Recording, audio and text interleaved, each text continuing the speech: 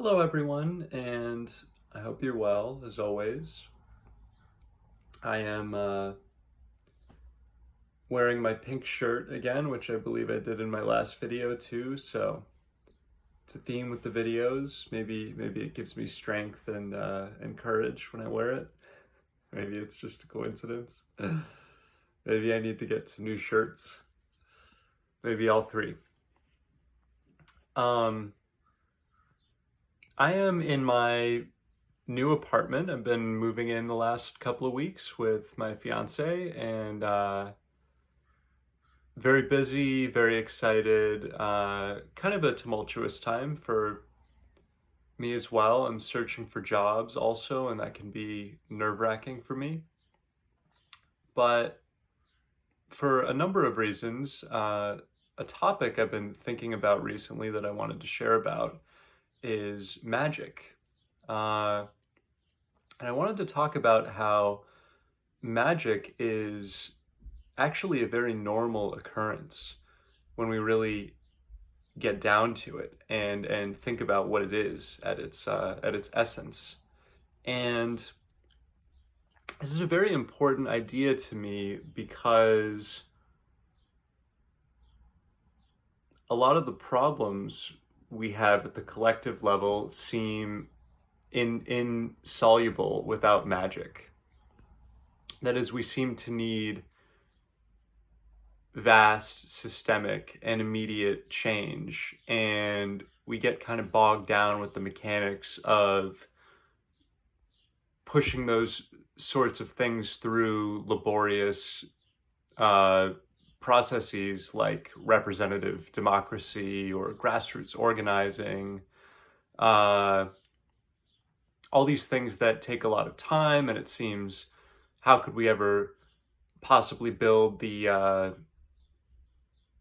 collective power to do it? How can we persuade the other side when it's debate, so on and so forth? And with magic, all of this becomes moot because we can simply manifest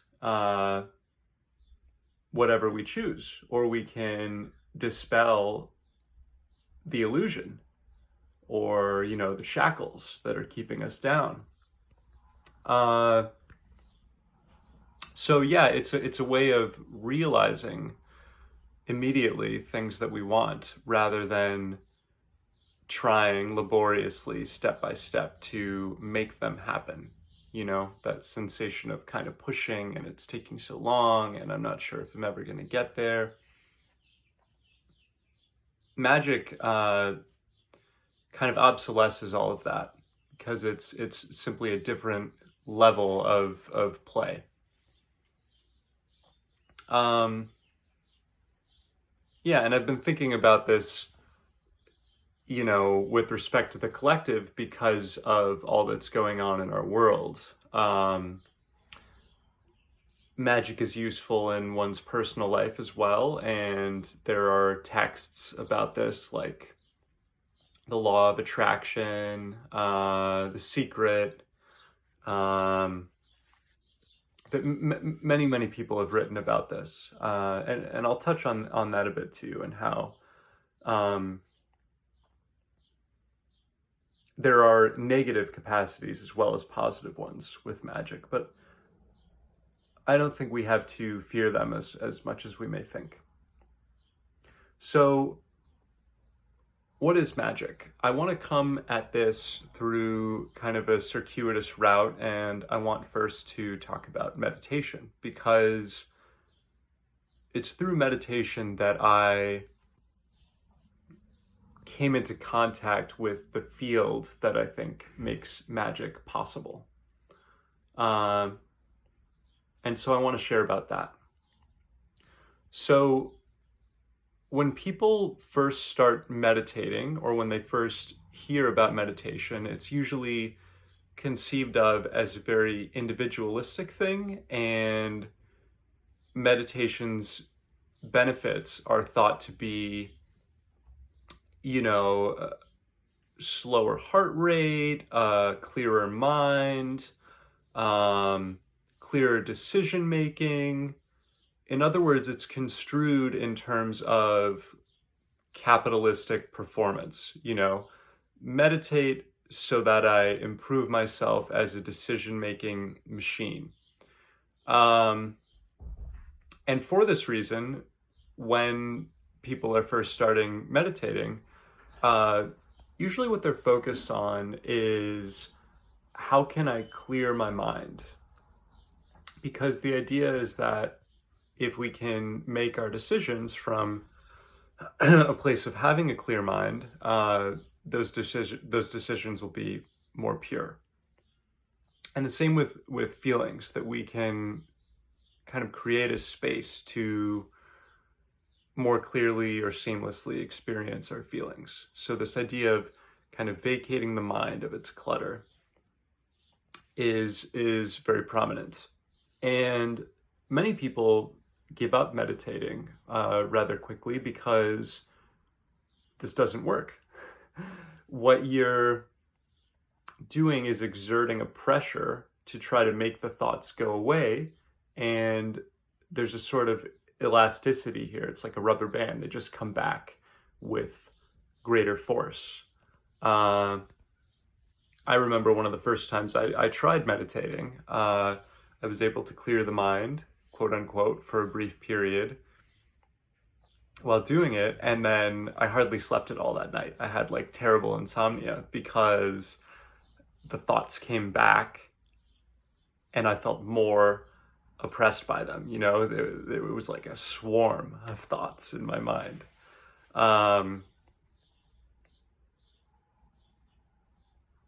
Yeah, and so this approach doesn't really work. It's also not connected to a greater sense of spirituality. And so if you don't have a community that's doing it, it's very difficult to upkeep alone.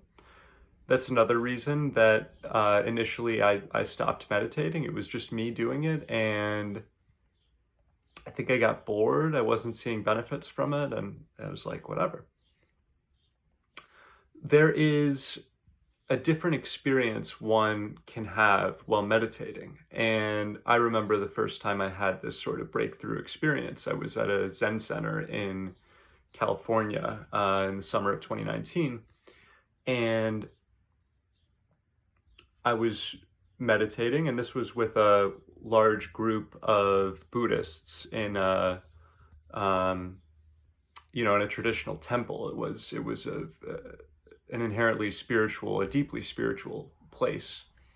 And I had this moment where I felt like my awareness sunk below the level of thought.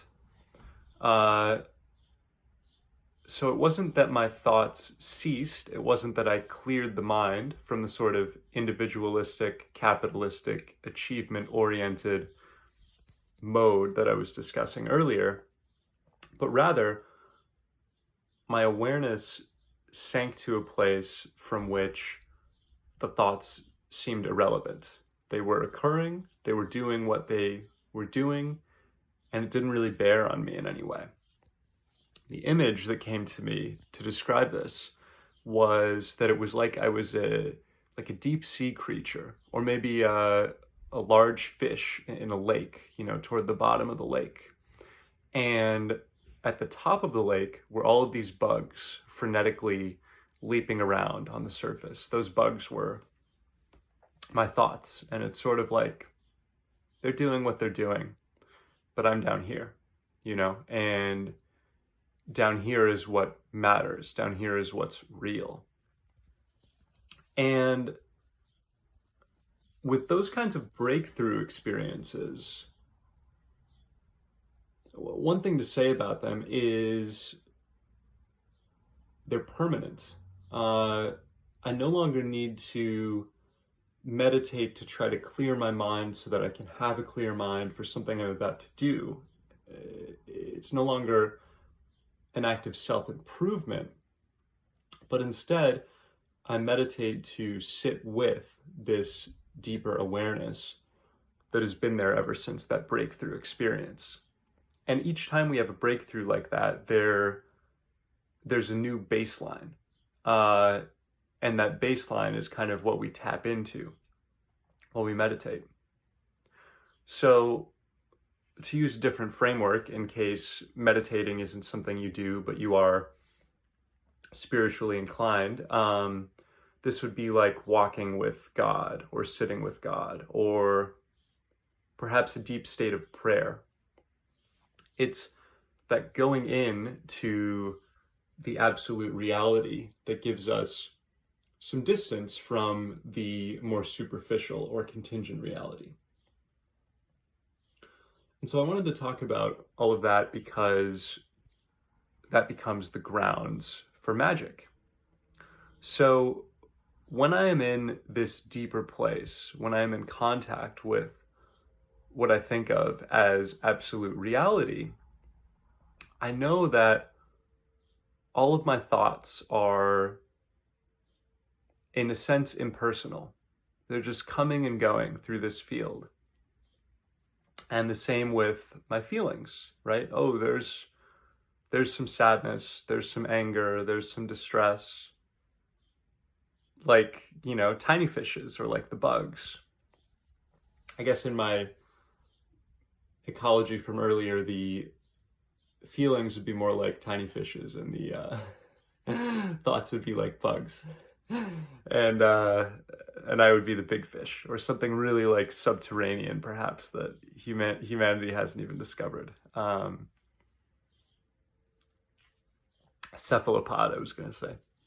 And we become aware that all of that is passing and, in a sense, doesn't even have anything to do with us. So, Jackson is a liberal, and Jackson has some skepticism of the medical industry. And that's a position and a view he has, and he's straight, and his parents are divorced, and he was born in California and raised between there and the Southwest, and now lives in Wisconsin. All of these identity characteristics or narratives we become aware are also just assemblages of thoughts. They're just kind of constellations of things that have passed through this field that have been strung together and called me. And most of the time, we walk around as though that's some very coherent, sturdy thing. When in reality, I'm talking about, the deep reality that we can experience through something like meditation, it's just a coincidence. It might as well be any other way. And so kind of a detour here is that this is also the grounds for compassion. Because I realize that I could just as easily be assembled as any other being. All of these thoughts and feelings that have kind of formed this tapestry in time that is Jackson could just as easily be someone who is conservative and a doctor, to contrast with my, liberalism and skepticism of the medical industry, or someone who is queer and whose parents are still married, to contrast with my being straight and having divorced parents, or so on and so forth. We realize that our very selves are this coincidence, this like divine coincidence, because it's amazing. But so who am I to judge any other person? That's how compassion can arise from this. It's like they are just a stream of thoughts and feelings that has presumed itself to be a person in this much more mysterious and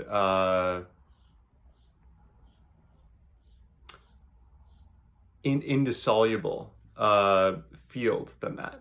Just this singular vibrant thing, which is the absolute field of reality. So we can realize compassion in that way. We can also realize, and this is how magic works, that everything we experience is in some sense a thought. It's equivalent to the thoughts passing through my head that I become aware of when I meditate. Everything I interact with, every object, every person is on that same level of the skittering atop the surface.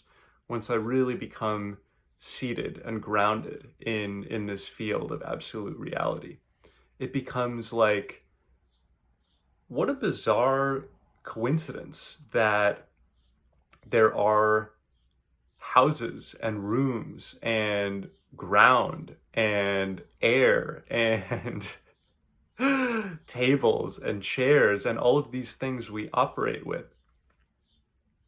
Once we realize the sort of contingency or ephemerality of thoughts and feelings, we realize also the world could be any other way. Why is it the way it is? I don't know. It seems almost random from a deeper grounding, a more awakened grounding.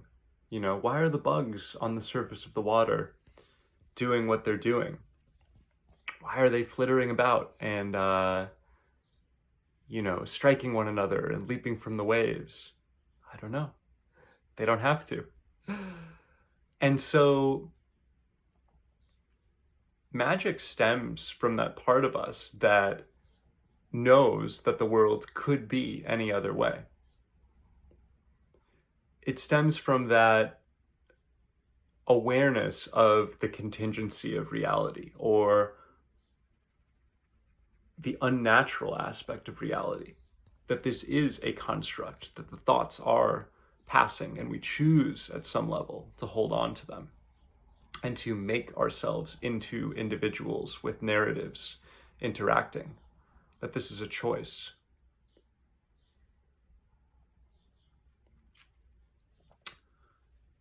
A word I wanted to explore in this is illusion, because in these kinds of discourses, we'll often say, the self is an illusion.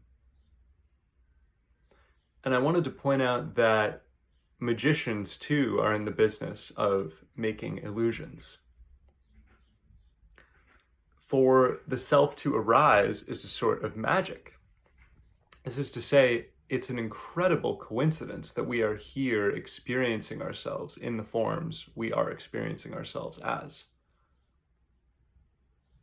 This is a very different disposition from the sort of coldness we sometimes get from science, where it wants to explain away the world in a manner that does not leave room for questioning or change.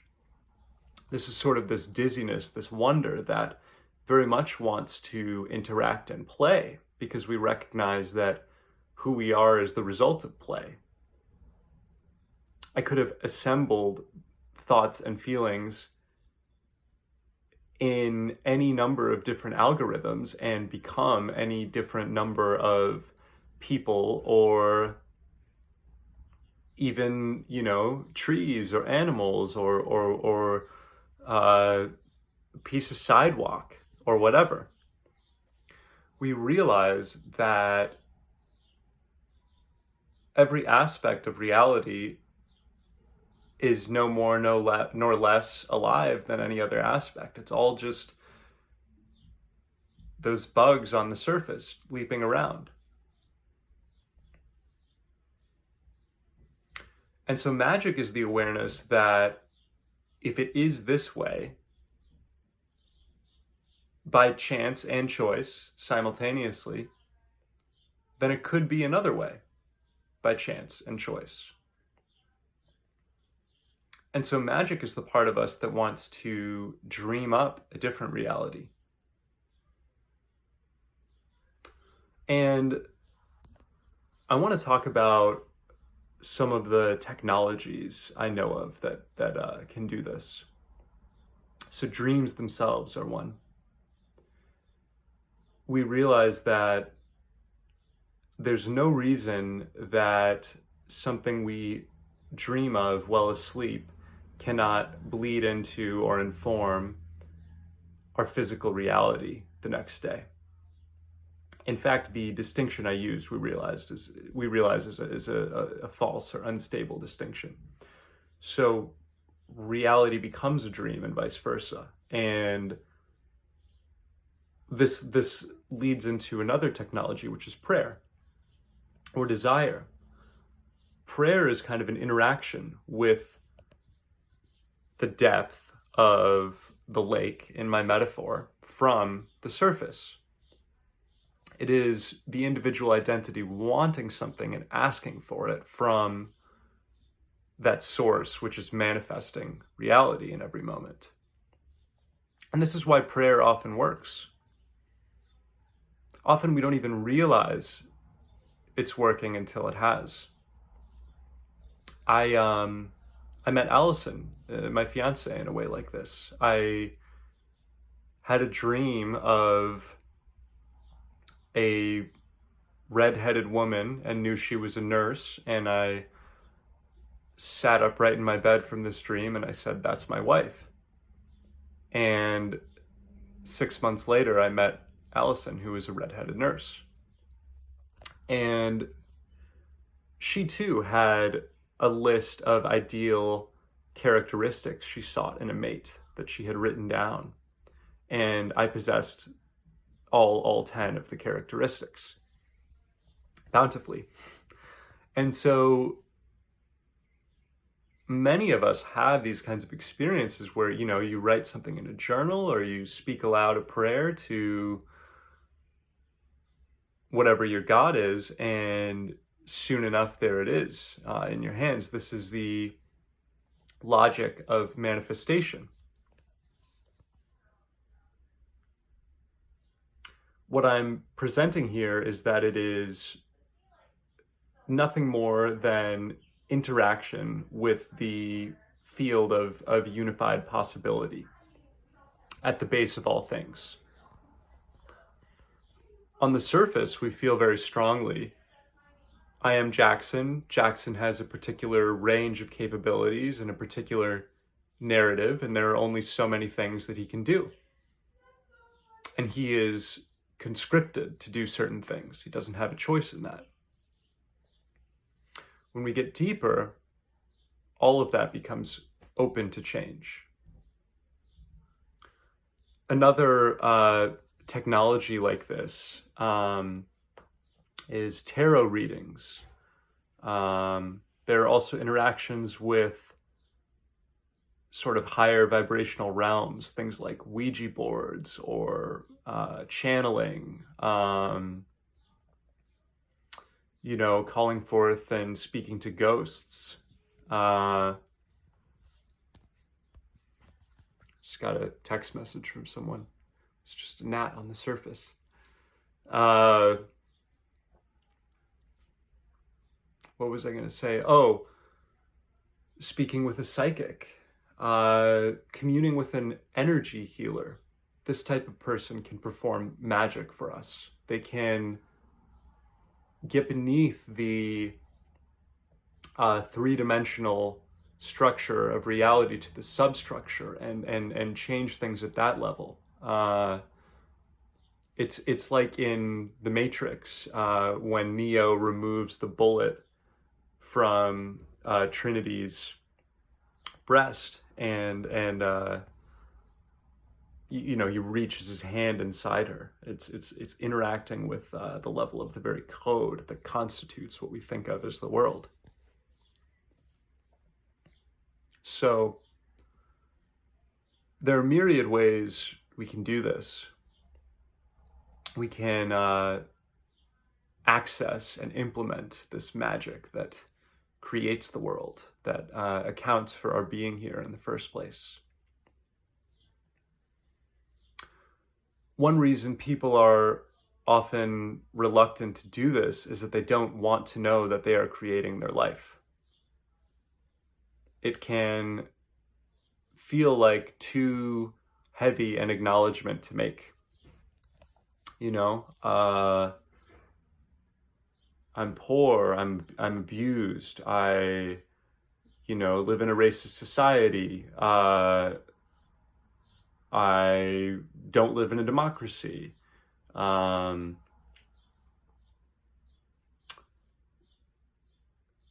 all of these kinds of difficult straits have to be recognized as chosen as well in order to initiate the magic.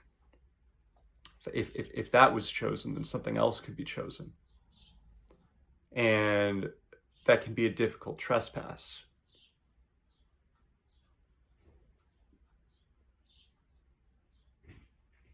I want to submit that at the level of absolute reality, there's no judgment about any such life. And that is why it's okay to admit that we have chosen these things too. You know, God is not looking at the poor person as lesser than the rich. That value judgment is purely human and egoic. And so we can see ourselves too with that kind of godly grace. And what seems so difficult or unacceptable then becomes okay. And that is where the magic can begin. I wanted to make this a brief video, and so kind of the last thing I wanted to talk about was negative possibilities for magic. And the traditional phrase here would be dark magic. I was reluctant to use that because negative things are, so often are labeled with the word dark in our society, and I think, frankly, it's racist. Uh, the good is always imbued with white light, and the bad with dark, and I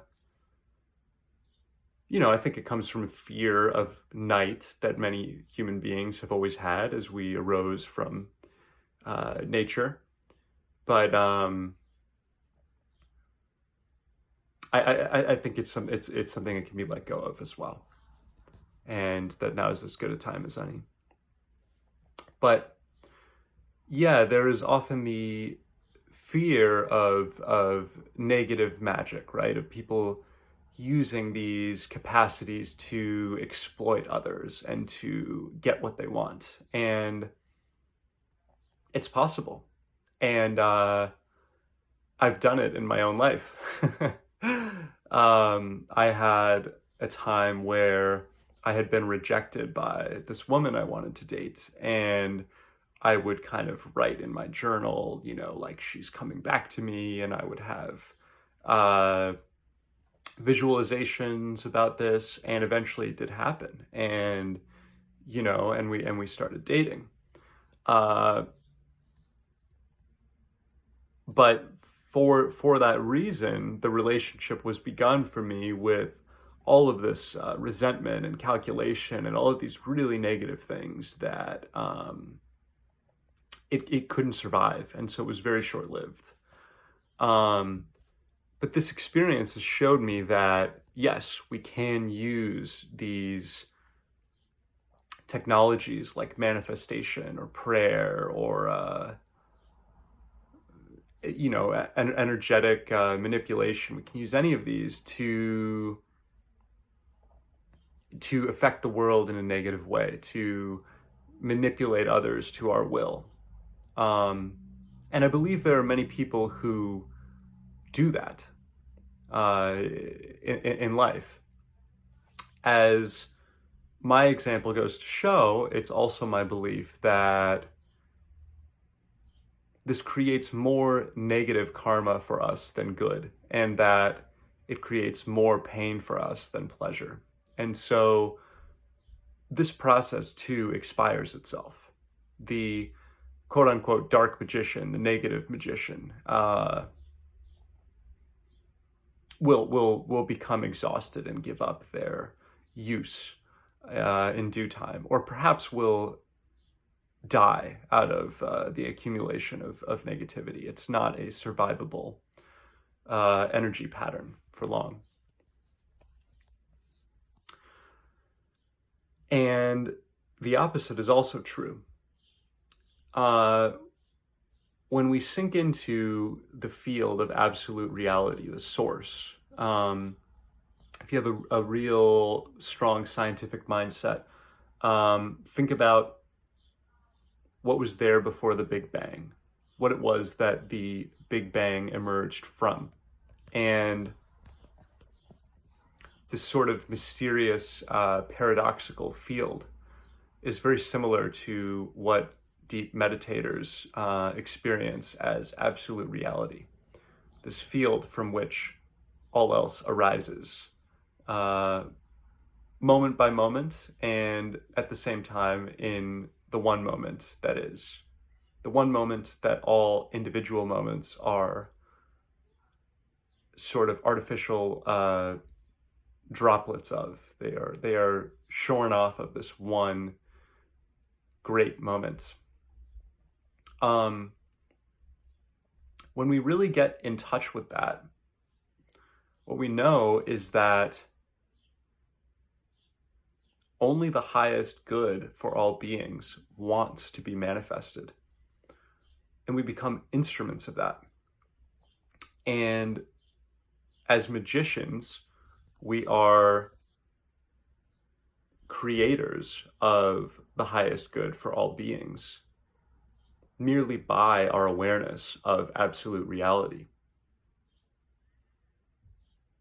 Merely being dialed into that allows us to sort of act as a siphon and transmute more love and awareness into the world. Transmute the sense of absolute reality, of being the big fish who knows that not just rapid, but instantaneous, massive change is possible. Who knows that magic is no less legitimate and no less real than science. In fact, science is an assemblage of thoughts, just like an individual identity is, just like a society is. Society is an agreement among individuals who are themselves fabrications, and the agreement is a fabrication too. And the system of science that we have is just like this. It is something passing through the collective field that does not change. And the fundamental fabric of that field is magic. So, just something I wanted to share this morning from my new apartment. Thank you for listening. And I love you, and I hope you have a wonderful and magical day. Bye-bye.